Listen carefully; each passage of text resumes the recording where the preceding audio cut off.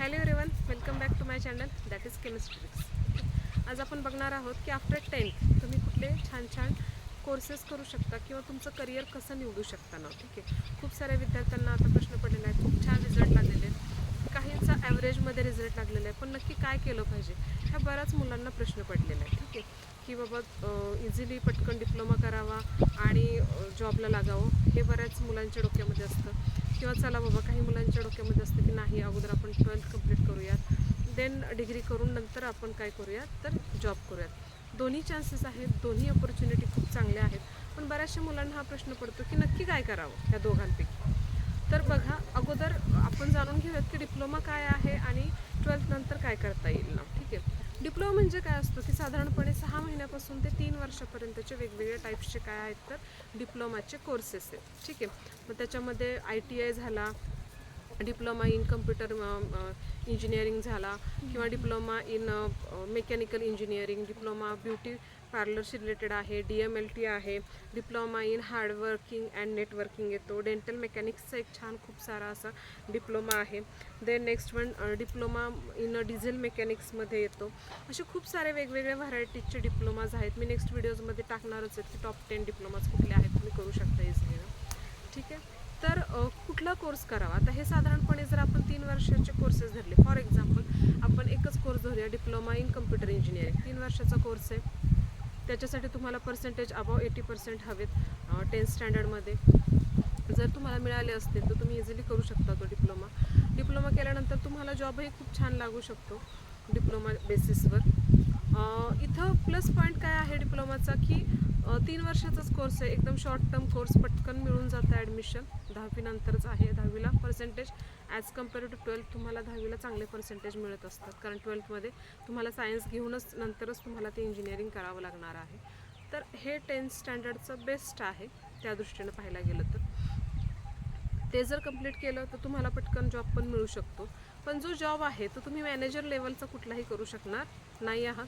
तुम्हाला जे जॉब आहेत ते फील्ड वर्कशी रिलेटेड असतील, सुपरवायझरशी रिलेटेड असतील, अशा टाईपचे तुमचे काय असणार आहेत ते जॉब असणार आहेत. ठीक आहे, 3 वर्षात इझिली करू शकता. त्याच्यानंतर तुम्ही डायरेक्ट तुम्हाला असं वाटलं की चला आता डिप्लोमा झालेला आहे, मला डिग्री पण करायची, yes you can do it easily now. ठीक आहे, तेही करू शकता.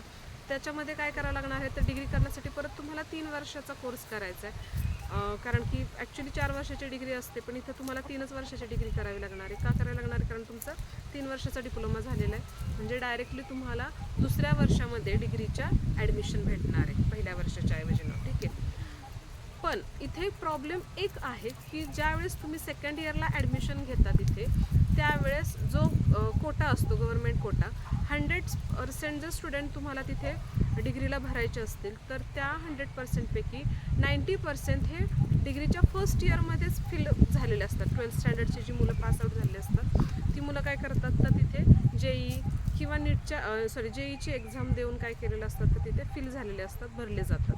ठीक आहे, राहतो फक्त 10%चा कोटा. त्या 10%मध्ये तुम्हाला काय करायचं आहे, सेकंड इयरला ॲडमिशन घ्यायचं आहे. ते मिळणं जरा मुश्किल असतं, कारण की तुम्हाला डिप्लोमाच्या 3rd इयरमध्ये अबाव 90% तर मार्क्स हवेत, कारण की तिथे काय लागतं, पर्सेंटेज जे आहे म्हणजे जे मेरिट लिस्ट आहे डिग्रीसाठीचं ते थोडंसं हाय लागलेलं असतं, आणि ते मिळवणं, ते जे मेरिट आहे ते मिळवणं तुमच्यासाठी फार मुश्किल जातं. ओके, तुम्ही जॉब करत पण ॲक्च्युली तो कोर्स इझिली करू शकता. जॉब करत म्हणजे जॉब केल्यानंतर जसं तुम्हाला आर्थिक सहाय्य मिळालं, तुम्ही तो इझिली कोर्स करू शकता ना. ठीक आहे, आता हा प्रकार झाला डिप्लोमाचा. दुसरा प्रकार आहे तो म्हणजे 10th स्टँडर्ड नंतर तुम्ही काय करू शकता, 12th फर्स्ट कंप्लीट करून नंतर डिग्री करू शकता. तर तोही अपॉर्च्युनिटी ॲक्च्युली चांगली आहे. दोन्ही कोर्समध्ये डिग्री जर करायची असेल, डिप्लोमा प्लस डिग्री 6 वर्षाचीच आहे, 12th प्लस डिग्री करायला गेला तर तीसुद्धा 6 वर्षाचीच जाते, कारण की 12thचे तुमचे 11th-12th 2 वर्षाचा कोर्स आहे, आणि त्याच्यानंतर डिग्रीचे किती वर्ष येतात तर 4 वर्ष येतात. आता इथे प्लस पॉईंट काय आहे की तुम्ही 12th ज्यावेळेस कंप्लीट करता त्यावेळेस तुम्हाला PCM ग्रुप घ्यायचा आहे. PCM ग्रुप घेतल्यानंतर तुम्हाला JEEची एक्झाम द्यायची. JEEचा पेपर झाल्यानंतर तुम्हाला जे हायेस्ट मेरिट असेल त्या मेरिटवर, त्या बेसिसवर तुम्हाला काय करू शकता, भारतात तुम्ही म्हटलात तर कुठेही कोर्सेसमध्ये इथे ॲडमिशन घेऊ शकता. आणि इथे मेरिट लागताना तुम्हाला ऑल 12th स्टँडर्डशी रिलेटेड म्हणजे 12thचे जेवढे मुलं आहेत त्यांच्याबरोबर कम्पेअर करून तुम्हाला तिथे काय लागणार आहे तर मेरिट लिस्ट लागणार आहे. ओके, तो एक प्लस पॉईंट आहे. म्हणजे 100% तुम्हाला काय आहे चान्सेस आहेत तिथे ॲडमिशन घेण्यासाठी. डिप्लोमाला तसे चान्सेस नाही आहेत सेकंड इयरला, पण डिग्रीच्या फर्स्ट इयरला ॲडमिशन घेताना तुम्हाला 100% काय असतो ॲक्च्युली चान्स भेटतो की तुम्ही कसं ॲडमिशन घेऊ शकता ना. ठीक आहे, तोही 6 वर्षाचाच कोर्स आहे. जर तुमच्याकडे थोडासा पैशाचा प्रॉब्लेम नसेल तर तो ऑब्व्हियसली मला असं वाटतं की तुम्ही 12th कंप्लीट करा, त्याच्यानंतर डिग्रीचे 4 वर्ष कंप्लीट करा. इझी जाईल. का इझी जाईल तुम्हाला? कारण की तुम्हाला 11th आणि 12thमध्ये मॅथ्स आणि फिजिक्स इझिली समजलेलं असतं, त्याच्यामुळे तुम्हाला इझिली काय होऊ शकतं, पुढे तुम्ही इझिली जाऊ शकता. इझिली तुम्हाला डिग्रीचे जे कोर्सेस आहेत ते इझिली पॉसिबल होऊ शकतात. I hope so. मला तुम्हाला हा माझा व्हिडिओ आवडला असेल.